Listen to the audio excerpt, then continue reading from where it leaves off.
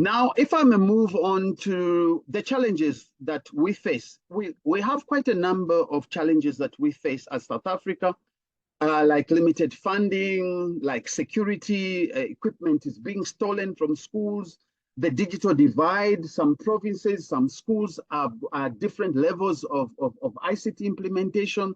There are other competing priorities, like we need to fix schools and so on and so forth. Digital skills and competences of teachers. Those are some of the challenges, but I'm going to focus on only two challenges still because of time constraints. And one of the challenges, I think the biggest challenges that we have is the challenge of lack or limited connectivity. I don't know how it is in other countries, but I assume that in many countries in Africa, or in many countries and in many developing countries, they do have this problem of the lack and or either there's no community connectivity at all, or there is limited connectivity.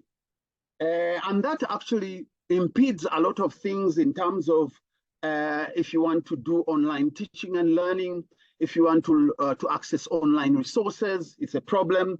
So yeah, it is a big limitation. And we need to look at what ways can we mitigate these kinds of challenges, like the lack and limited connectivity. There are about 20% of schools in South Africa out of the something like 22,500 public schools. Only about 20 have got connectivity that is adequate for teaching and learning. And when I say this, I say teaching and learning. Many schools have got connectivity, but it's only enough for administration. But when it comes to teaching and learning, it becomes a problem because you can't use videos and so on and so forth because of the limited bandwidth.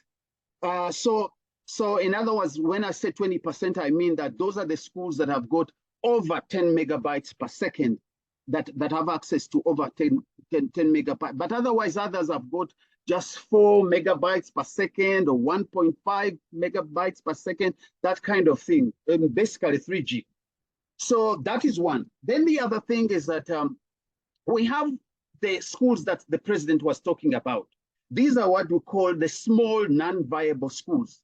You find a school that has got only 135 learners, just only 135. And therefore, you cannot give them a full complement of teachers. Which means that a school that has got 8 classes, grade R, grade 1, 2, 3, 4, 5, 6, and 7, those are 8 classes. But they only have 5 teachers in the school, including the principal, including the head teacher. Now, all of them have got to teach, but still they can't finish all the classes. So what they do is that you put 2 grades into one room. You put grade 1 and grade 2 in one room. You put grade 3 and 4 in one room with one teacher. So one teacher is teaching different classes, different groups of learners. So you need to find ways in which that particular teacher can be assisted or supported in terms of how do you teach 2 different classes at the same time? I mean, the curriculum is different from one grade, and another one is the other one is different. So those are the kinds of schools that the president was talking about.